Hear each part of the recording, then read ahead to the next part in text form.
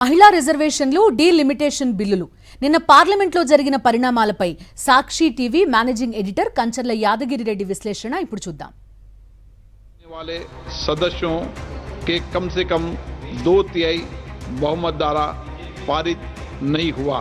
భారత ప్రజాస్వామ్య చరిత్రలో నిన్నటి దినం మరో చీకటి రోజుగా మిగిలిపోయింది. దశాబ్దాల నిరీక్షణకు ముగింపు పలుకుతూ చట్టసభల్లో మహిళలకు సముచిత స్థానం కల్పిస్తుందని ఆశించిన మహిళా రిజర్వేషన్ బిల్లు 131వ రాజ్యాంగ సవరణ లోక్సభలో అవసరమైన మెజారిటీ సాధించలేక వీగిపోయింది. ఈ పరిణామం కోట్లాది మంది భారతీయ మహిళల రాజకీయ ఆకాంక్షలపై నీళ్లు చల్లింది. ఒక దేశాభివృద్ధిని ఆ దేశంలోని మహిళలు సాధించిన ప్రగతిని బట్టి నేను కొలుస్తాను అని రాజ్యాంగ నిర్మాత డాక్టర్ బిఆర్ అంబేద్కర్ అన్నారు. కానీ నేడు ఆయన ఆశయాలు అమలు కావలసిన చోట రాజకీయ లెక్కలు అడ్డుపడ్డాయి. దేశ జనాభాలో సగభాగంగా ఉన్న మహిళలకు నిర్ణయాధికారంలో భాగస్వామ్యం ఇవ్వడంలో మన రాజకీయ వ్యవస్థ మళ్లీ విఫలమైంది. నిన్నటి చర్చలో ప్రధానమంత్రి నరేంద్ర మోదీ ప్రసంగిస్తూ మహిళా శక్తిని నారీ శక్తిగా అభివర్ణించారు. ఇది కేవలం రాజకీయ ప్రయోజనం కోసం తెచ్చిన బిల్లు కాదని, నవభారత నిర్మాణంలో మహిళల పాత్రను చట్టబద్ధం చేసే పవిత్ర యజ్ఞమని ఆయన పేర్కొన్నారు. దేశం వికసిత భారత్ వైపు వెళ్లాలంటే మహిళల గళం పార్లమెంట్లో బలంగా వినిపించాలని ఆయన పిలుపునిచ్చారు. ప్రధాని మోదీ తన ప్రసంగంలో ఒక కీలక అంశాన్ని లేవనెత్తారు. లోక్సభ సీట్ల సంఖ్యను 543 నుంచి 816కు పెంచడం ద్వారా మహిళలకు 33% కోటా ఇవ్వడమే కాకుండా జనరల్ కేటగిరీలోనూ యువతకు మరిన్ని అవకాశాలు వస్తాయని ఆయన వాదించారు. నియోజకవర్గాల పునర్విభజన ద్వారా ప్రతి ప్రాంతానికి సమన్యాయం జరుగుతుందని ఆయన భరోసా ఇచ్చారు. కానీ ప్రతిపక్ష నేత రాహుల్ గాంధీకి అవి రుచించలేదు. అయితే ఆయన లేవనెత్తిన సహేతుకమైన ప్రశ్నలను కూడా మనం తప్పుపట్టడానికి లేదు. రిజర్వేషన్లను తాము మనస్ఫూర్తిగా స్వాగతిస్తామని చెబుతూనే ఈ బిల్లును జనాభా గణన, నియోజకవర్గాల పునర్విభజన అనే నిబంధనలతో ఎందుకు ముడిపెట్టారని ఆయన నిలదీశారు. ఇది మహిళలను మభ్యపెట్టడమేనని ఆయన విమర్శించారు. రాహుల్ గాంధీ తన వాదనలో సామాజిక న్యాయాన్ని ప్రస్తావించారు. కేవలం మహిళా రిజర్వేషన్లు ఇస్తే సరిపోదని, అందులో ఓబీసీ మహిళలకు ప్రత్యేక కోటా ఉండాలని ఆయన డిమాండ్ చేశారు. దశాబ్దాలుగా వెనుకబడిన వర్గాల మహిళలు రాజకీయాలకు దూరంగా ఉన్నారని, వారికి ఈ బిల్లులో చోటు లేకపోవడం చారిత్రక తప్పిదమని ఆయన అభిప్రాయపడ్డారు. అది నిజమే అయినా మీరు బిల్లులో మార్పులు తెస్తే మేము ఆమోదిస్తామని రాహుల్ చెప్పి ఉంటే హుందాగా ఉండేది.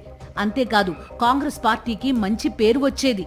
చరిత్రాత్మకమైన ఈ బిల్లు వీగిపోవడానికి ప్రధాన కారణాల్లో ఒకటి నియోజకవర్గాల పునర్విభజన అంశం.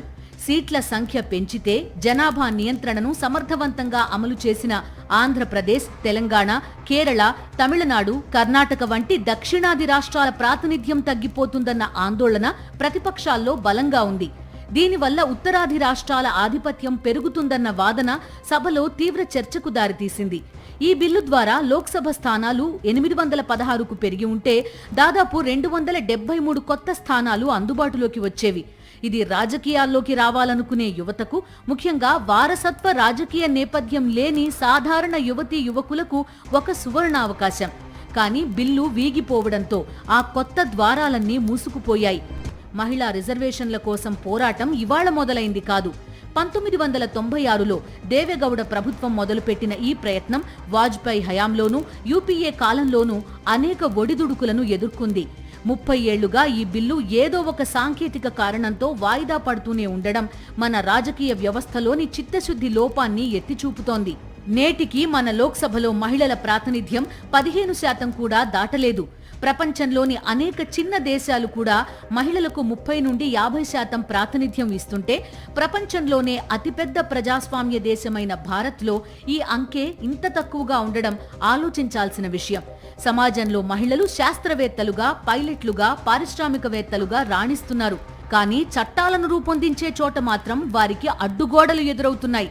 రాజకీయ పార్టీలు తమ అంతర్గత కమిటీల్లో మహిళలకు స్థానం ఇస్తున్నా టికెట్ల పంపిణీ దగ్గరకు వచ్చేసరికి గెలుపు గుర్రాలు అనే సాకుతో వారిని పక్కన పెడుతున్నాయి. కానీ ఆంధ్రప్రదేశ్ మాజీ ముఖ్యమంత్రి వైఎస్ జగన్మోహన్ రెడ్డి మాత్రం స్థానిక సంస్థల ఎన్నికల్లో మహిళలకు 33%కి మించి ప్రాతినిధ్యం కల్పించడం గొప్ప విషయం. అదే స్ఫూర్తితో ఆయన నాయకత్వంలోని వైఎస్ఆర్ కాంగ్రెస్ పార్టీ పార్లమెంట్లో ఈ బిల్లుకు మద్దతు ప్రకటించింది. పక్షి ఒక రెక్కతో ఎగరలేదు. అలాగే మహిళల స్థితిగతులు మెరుగుపడకుండా ప్రపంచ కళ్యాణం సాధ్యం కాదన్న స్వామి వివేకానంద మాటలను వైఎస్ జగన్ చేసి చూపించారు. రాజకీయ పార్టీల మధ్య ఎన్ని విభేదాలు ఉన్నా మహిళల హక్కుల విషయంలో ఏకాభిప్రాయం ఎందుకు రావడం లేదు? ఒకరు కోటా అంటారు, మరొకరు డీలిమిటేషన్ అంటారు. వెరసి ఫలితం మాత్రం సున్నాగా మిగులుతోంది. ఈ రాజకీయ చదరంగంలో మహిళలు కేవలం ఓటర్లుగానే మిగిలిపోవాలా అన్నది నేటి ప్రశ్న. నియోజకవర్గాల పునర్విభజన అంశంలో దక్షిణాది రాష్ట్రాల ఆందోళనలను కొట్టిపారేయలేం. అభివృద్ధి చెందిన రాష్ట్రాలకు పార్లమెంట్లో ప్రాతినిధ్యం తగ్గితే అది సమాఖ్య స్ఫూర్తికే విరుద్ధం. అందుకే మహిళా రిజర్వేషన్లను సీట్ల పెంపుతో ముడిపెట్టకుండా ఉన్న సీట్లలోనే అమలు చేయాలన్న ప్రతిపాదనను ప్రభుత్వం ఎందుకు పరిశీలించలేదన్నది కూడా ఇక్కడ మనం గమనించాలి. ప్రభుత్వం ఈ బిల్లును ఒక ప్రతిష్టాత్మక అంశంగా తీసుకున్నప్పటికీ ప్రతిపక్షాలను ఒప్పించడంలో విఫలమైంది. మరోవైపు ప్రతిపక్షాలు కూడా మహిళా హక్కుల కంటే తమ రాజకీయ ప్రయోజనాలకే ప్రాధాన్యత ఇచ్చాయన్న విమర్శలు వస్తున్నాయి. ఈ రెండు వర్గాల ఘర్షణలో మహిళల ఆశలు బూడిదలో పోసిన పన్నీరు అయ్యాయి. బిల్లు వీగిపోవడం వల్ల రాబోయే 2029 సాధారణ ఎన్నికల్లో మహిళా ఓటర్ల తీర్పు ఎలా ఉంటుందన్నది ఇప్పుడు చర్చనీయాంశం. తమకు హక్కులు కల్పించని పార్టీలకు వారు తగిన బుద్ధి చెబుతారా, లేక మళ్లీ అదే భావోద్వేగాల రాజకీయాలకు లొంగిపోతారా అన్నది వేచి చూడాలి. మహిళా రిజర్వేషన్ బిల్లు పాస్ అయి ఉంటే అంతర్జాతీయ వేదికలపై భారత్ ఒక గొప్ప సందేశాన్ని పంపేది.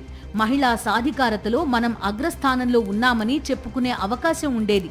కానీ నేటి ఓటమి మన ప్రజాస్వామ్య పరిణతిని ప్రశ్నించేలా ఉంది. ఇకనైనా రాజకీయ పార్టీలు ఒక మెట్టు దిగి రావాలి.